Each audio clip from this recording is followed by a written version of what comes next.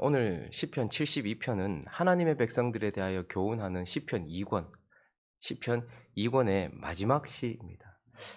오늘 이 시편 72편은 그러니까 하나님의 백성들에 대하여 교훈하던 그 교훈들의 마지막을 장식하는 시다라고 할 수 있는데, 오늘 이 시편 72편을 보면서 먼저 이 시가 누구에 의하여 기록되었는지, 저자가 누구인지 먼저 정리를 할 필요가 있다는 것을 보게 됩니다.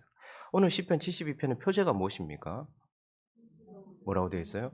솔로몬의 시 이렇게 되어 있습니다. 자, 그러면 이게 솔로몬이 쓴 것인가? 이렇게 생각할 수 있는데, 오늘 또 본문 20절 마지막 이 대미를 장식하는 이 마지막 절을 보시면 20절을 한번 볼까요? 읽어봅니다. 시작. 이새의 아들 다윗의 기도가 끝나니라. 자, 이게 솔로몬이 쓴 것입니까? 다윗이 쓴 것입니까? 이것을 좀 정리할 필요가 있는데, 먼저 우리가 쭉 읽어봤어요. 내용을 보면 명확하게 무엇입니까? 내용상으로 보면 다윗이 자기의 뒤를 이어서 왕이 될 자를 위하여 간구하고 있는 기도다라는 것을 보게 돼요. 그러니까 다윗이 자기 뒤에 이어질 사람을 위하여서, 그 왕을 위하여서 기도하고 있는 자다라는 것이 내용상으로 보여집니다.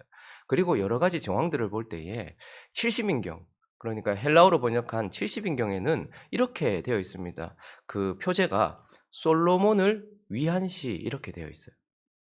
그리고 시리아 역본에는 보면 이렇게 되어 있습니다. 다윗이 솔로몬을 왕으로 삼았을 때에 다윗이 지은 시 이렇게 되어 있습니다. 자, 그러면 이렇게 정리를 해볼 필요가 있겠죠. 이 72편은 결국 우리가 어제 살펴보았던 71편은 다윗의 노년에 늙었을 때에 그가 하나님께 드렸던 기도라면, 오늘 이 시편은 그가 이제 자신의 삶을 마무리하면서 다윗의 기도가 끝났다, 성도의 기도가 끝났다는 것은 마치 호흡이 마치면 그의 생이 마쳐지는 것처럼, 이 영혼의 호흡인 기도가 끝났다는 것은 그의 삶이 맞춰졌다라는 거겠죠. 그러니까 이 시편 72편은, 71편은 노년에 늙었을 때 지은 그 불렀던 노래라면, 이 시편 72편은 마치 이 이권의 마무리처럼 그의 삶을 마무리하면서 왕위를 그에게 물려주면서 다윗 자신의 뒤를 이어 왕이 될 자를 위하여 간구했던 마지막 기도다라고 볼 수 있는 것입니다.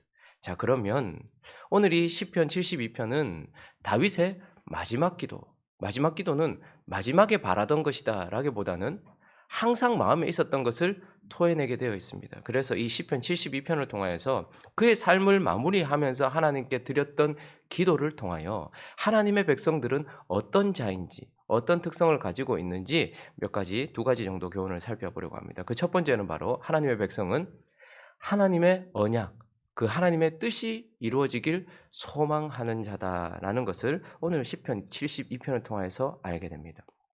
우리 1절, 2절을 다시 한번 읽어볼까요? 1절, 2절 있습니다. 시작. 하나님이여 주의 판단력을 왕에게 주시고 주의 공의를 왕의 아들에게 주소서. 그가 주의 백성을 공의로 재판하며 주의 가난한 자를 정의로 재판하리. 자, 공의로 채워달라고, 정의로 채워달라고 시작하는 이 시편 72편 전체가 지금 왕을 위한 기도입니다. 자신의 뒤를 이어서 나라를 다스릴 왕을 위하여 간절하게, 아주 폭넓게 기도하고 있는 것을 보게 됩니다. 그러니 그가 눈을 감기 전 그가 간절히 바랬던 것은 바로 자기 뒤를 이을 왕을 위한 것이었고, 왕의 나라를 위한 것이었습니다. 그런데 그가 이렇게 기도하는 이유는 무엇입니까? 자기를 이어서 왕이 되어야 될 그 왕을 통하여서 자신의 나라가 계속해서 확장되기를 바라고, 자신의 아들이 잘 되기를 바라고, 뭐 이런 마음에서 지금 기도를 한 것일까요? 그가 이렇게 마지막까지도 이 기도를 가지고, 왕에 대한 소망을 가지고 기도했던 이유는 바로 사무엘하 7장을 가보시면 하나님께서 그에게 이렇게 언약하셨기 때문입니다. 12절, 13절을 읽어보겠습니다. 시작. 네 수완이 차서 내 조상들과 함께 누울 때에 내가 내 몸에서 날 내 씨를 내 뒤에 세워 그의 나라를 견고하게 하리라. 그는 내 이름을 위하여 집을 건축할 것이요 나는 그의 나라 왕위를 영원히 견고하게 하리라. 다윗이 바라보았던 것은 하나님께서 자신에게 하셨던 언약이었습니다. 하나님께서 자신에게 두고 있는 그 뜻이었던 것입니다. 그러니까 지금 그가 그의 생을 마무리하면서 기도가 맞춰지는, 호흡이 맞춰지는 그의 생이 마무리되는 그 순간에도 그가 이렇게 기도하는 이유는 하나님께서 자기에게 두신 그 뜻, 하나님께서 언약하셨던 그분의 말씀, 이것이 이루어지기를 바라는 소망 때문에 그가 이렇게 기도하고 있다라는 것을 보게 됩니다. 그러므로 저와 여러분이 한평생을 살아가면서 하나님의 백성이라면 우리는 무엇을 소망해야 될까요? 내 삶 속에 내 삶 가운데, 그리고 내 삶이 맞춰진다 할지라도 우리의 간절한 소망은 나의 뜻이 이루어지거나 나의 나라가 평탄하거나 나의 어떠함이 아니라 하나님이 내게 두고 계신 뜻, 하나님의 뜻이 이루어지고 하나님의 말씀이 이루어지고 하나님의 언약이 이루어지기를 소망하는 자, 그것이 바로 하나님의 백성의 특징이다라는 것을 보게 됩니다. 그리고 우리가 오늘 본문 말씀을 통하여서 이 하나님께 마지막에 드렸던 다윗의 기도를 통해서 하나님의 백성은 또 어떤 특징을 가지고 있는가? 그 두 번째는 바로 하나님의 나라가 이루어지길 소망하는 자다라는 것입니다. 자, 다윗이 이렇게 간절하게 기도했고 다윗에게 주신 언약을 붙들고 기도했어요. 그런데 그 언약의 골자는 결국 무엇입니까? 그 언약의 결국 내용은 무엇이냐는 겁니다. 결국 하나님께서 다윗에게 주셨던 언약은 내 뒤에 왕을 세워서 그 왕을 통하여서 나라를 견고하게 하겠다라는 하나님의 나라에 대한, 하나님의 나라가 이루어질 것이다 라는 것에 대한 그러한 언약이었고, 그래서 다윗이 오늘 지금 기도하고 있는 72편 1절부터 20절까지는 아주 간절하고 그리고 아주 아름다운 왕을 위한 송영이고 기도입니다. 자, 그런데 이 기도를 통하여서 결국 다윗 이후에 이어지는 왕이 누굽니까? 솔로몬이고, 솔로몬이 이룬 나라는 하나님의 나라를 보여주는 것이었다라는 것을 보게 돼요. 왜 그렇습니까? 솔로몬의 나라는 처음에 아도니아가 왕이 되려고 했었어요. 하나님이 선택하지 않은 자였어요. 그런데 하나님이 선택하신 자 솔로몬이 결국 왕위에 앉게 됩니다. 그러니까 솔로몬의 나라는 하나님이 선택하신 왕이 있는 나라였습니다. 그리고 그 솔로몬은 왕위에 등극하자마자 무엇을 했습니까?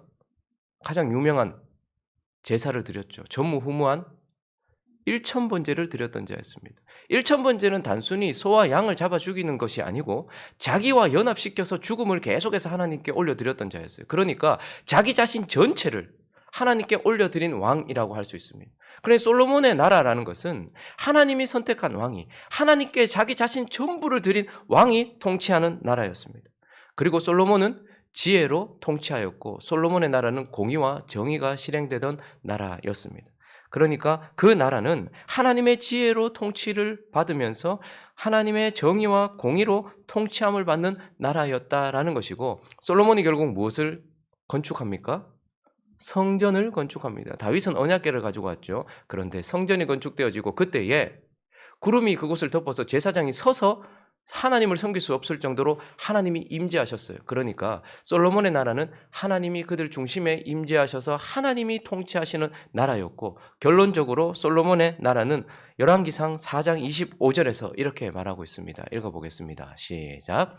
솔로몬이 사는 동안에 유다와 이스라엘이 단에서부터 브엘세바에 이르기까지 각기 포도나무 아래와 무화과나무 아래에서 평안히 살았더라. 솔로몬의 나라는 샬롬의 나라였다라는 것을 보게 돼요.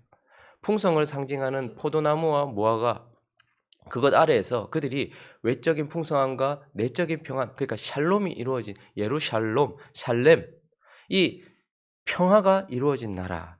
그러니까 다윗 이후에 그가 마무리하면서 기도했던 그 기도대로 솔로몬의 나라는 그렇게 아름답게 세워졌다라는 것을 보게 돼요. 그런데 문제는 무엇이죠?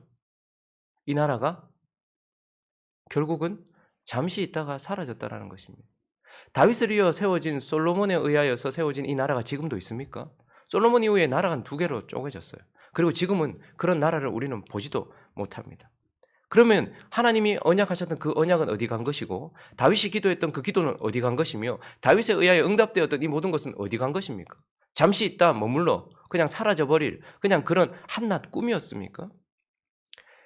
이 말씀을 다시 한번 생각해 볼 필요가 있는 것은, 하나님께서 다윗에게 언약하셨던 그 언약은 단순히 솔로몬의 나라가 아니었다라는 것을 보게 돼요. 사무엘하 7장 16절을 다시 가보실까요? 처음부터 하나님께서 약속하셨던 나라는 이런 나라였습니다. 자, 시작. 내 집과 내 나라가 내 앞에서 영원히 보존되고 내 왕위가 영원히 견고하리라 하셨다라. 그러니 하나님께서 처음부터 약속하셨던 나라는 잠깐 있다가 사라지는 솔로몬의 나라가 아니고 다윗의 후손으로 오실 누군가에 의하여 세워질 영원한 나라를 처음부터 약속하셨어요. 그리고 다윗의 기도도 보면 그래서 그 언약을 받았던 다윗이 이렇게 기도합니다. 8절을 보시면 오늘 본문 말씀 8절을 보시면요. 그가 바다에서부터 바다에까지와 강에서부터 땅끝까지 다 그의 나라는 그냥 이 지리적으로 봤을 때 땅끝까지 이르는 나라다라고 말하고 있고 17절을 보시면 그의 나라는 그의 이름이 영구하며 그의 이름이 해와 같이 장구하리로다. 사람들이 그로 말미암아 복을 받으니 모든 민족이 다 그를 복되다 하리로다라고 말하는 영원한 땅끝까지 이르는 그 나라를 바라보고 있어요. 자, 그러면 다윗이 진짜 바라보았던 것은 어떤 나라인 것입니까? 자기의 아들, 자기의 뒤를 이어 왕위에 오른 솔로몬이 세운 나라였습니까? 아니면 자기의 뒤를 이어 오실 하나님의 아들 예수 그리스도께서 세우실 나라를 바라본 것입니까? 그 후자죠.